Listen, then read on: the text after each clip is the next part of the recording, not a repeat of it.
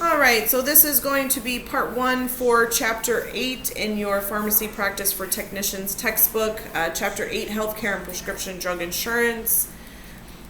So as pharmacy technicians, we're going to spend about 20 to 25% of our time on any type of insurance-related tasks. That's the majority of the work that we actually do, in addition to filling prescriptions. So when you think about it, we have to be able to know how to process insurance because, the patient just doesn't drop the prescription off, we fill it and hand it over to them. We have to have insurance approval to make sure that we're going to get reimbursed for whatever that cost is. So the cost of prescription drugs is increasing faster than even the rate of inflation for a couple of reasons. One, because manufacturers in and around the world have increased or boosted their average wholesale price of both brand and generic drugs. Generic drugs typically are much cheaper than brand drugs. Generics are much cheaper than brand drugs, but even those are rising. And then the newest innovative drugs are expensive. So these new drugs are coming out with HIV medications, drugs that are used to cure hepatitis C. These are new and innovative.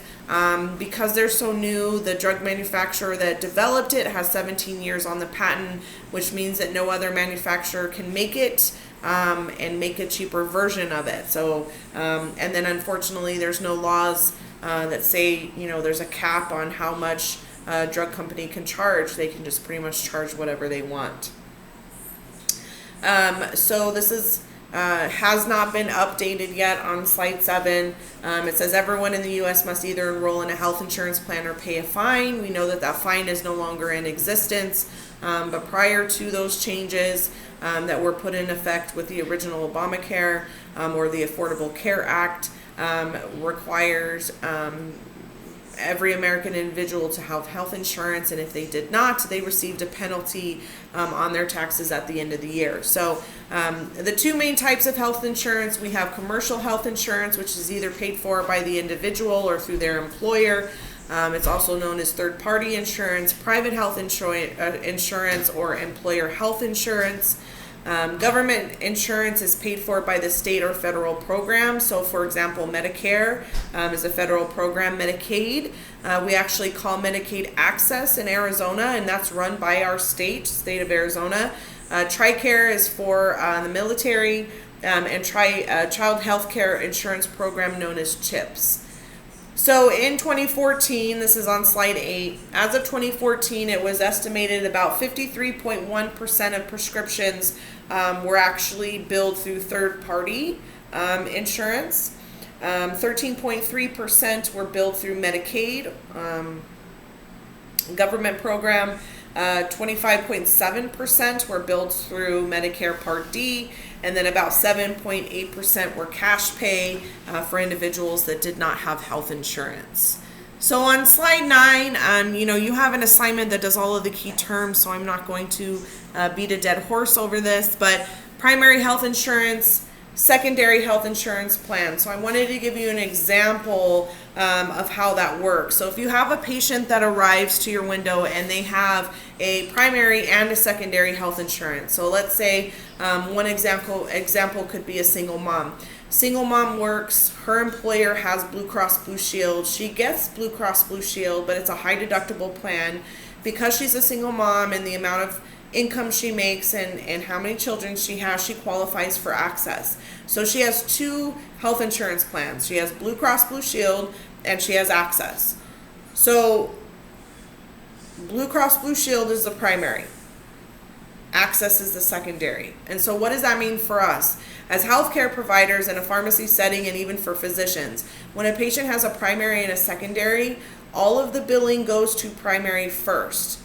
Once the primary reimburses for whatever they cover, the remaining is then sent to the secondary insurance to see if and what they cover.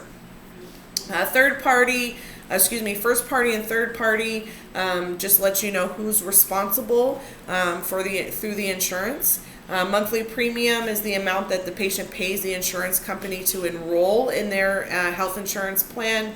And then the benefits, these are the specific health services and products that are covered by the insurance plan. And everyone's different. Every insurance plan is different. Your deductible is the amount of annual medical costs that must be paid for by the patient before coverage from the insurance company kicks in. So for example, you have a plan that has a $5,000 deductible. The patient will pay most of all, or most, if not all, of the medical cost up to $5,000 before the insurance company will kick in, or the other insurance will kick in. Once they meet that $5,000 deductible, the insurance company will then begin to pay a agreed upon cost, and that's usually a percentage. So they'll say you hit $5,000 in your deductible first, and once you hit that, then the insurance company says, I'll pay 80% and you pay 20%. So the insurance will cover 80% of all of the rest of the cost after $5,000, but the patient is still responsible for 20% of those medical bills. Benefits of high deductible plans is that they have lower monthly premiums. The reason for that is because the patient assumes most of the risk. A low deductible would be considered about $250. A high deductible is $5,000. And then you have catastrophic insurance, which is set with plans that are typically very high deductibles, so $10,000 or more. So you think, well, why would someone just want catastrophic insurance? Well, it could be because they have, under the catastrophic insurance, under every insurance, they have the coverage of preventative services 100%. So yearly physicals, immunizations, things like that. Certain exams at certain ages are covered. So, if they're relatively healthy, they're not sick, they don't go to the doctor very often, maybe they choose that and they just have the high or catastrophic to cover in the event that they do become sick or they have some sort of accident. So in most healthcare plans, the patients will pay for prescriptions or doctor visits in one of the following ways. So coinsurance. So what you need to understand about coinsurance is coinsurance will always be a percentage, okay?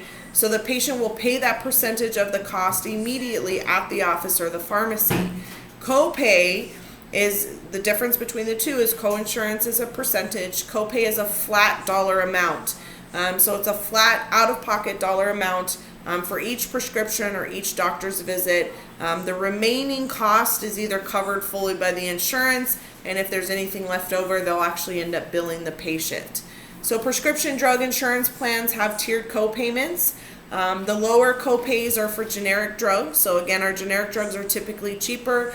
Those are going to be in the lowest tier because they're going to cost so little. And then your higher co-pays are going to be for the higher, more expensive brand name or non-preferred drugs. So what do I mean by non-preferred drugs? So every insurance company has what they call a drug formulary. Every insurance company's drug formulary is different. They're similar in ways. They contain a lot of the same drugs, but some of them are different. The insurance company chooses what drugs that they are going to cover, and they create a master list. And so where this presents a problem for us, for our patients, is a lot of times, physicians don't stay on top of what insurance company covers what drugs.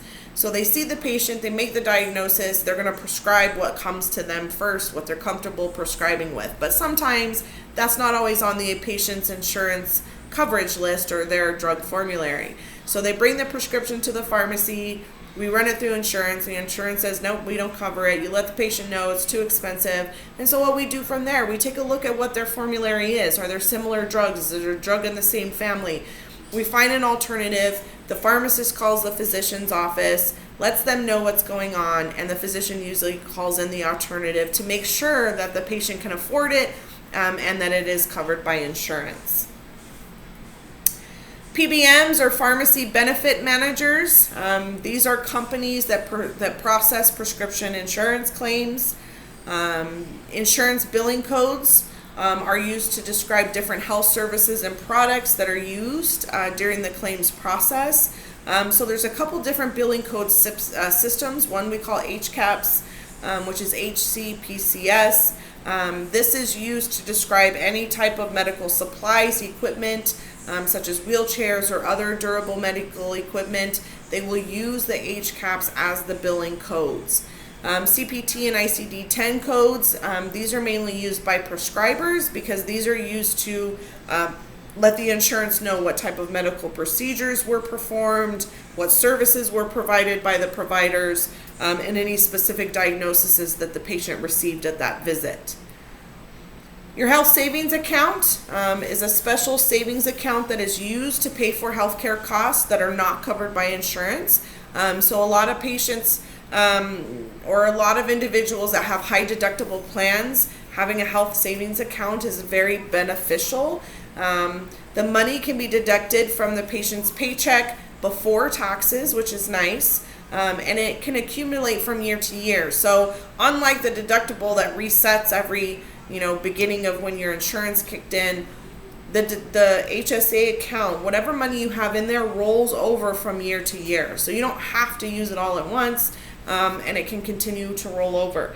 The important thing to understand about HSAs is that you have to use the money for legitimate healthcare bills. So prescription drug copays, paying your doctor bills, visits, purchasing durable medical equipment, even some over-the-counter products are covered. You want to make sure, because you could be audited, you want to make sure that you keep your receipts for that. You can't just go to Disneyland and plug your card in and spend it for Disneyland tickets. It doesn't work that way. So we got through slide 14. That's where we're going to stop. When we go into part 2 tomorrow, we will pick up on slide 16.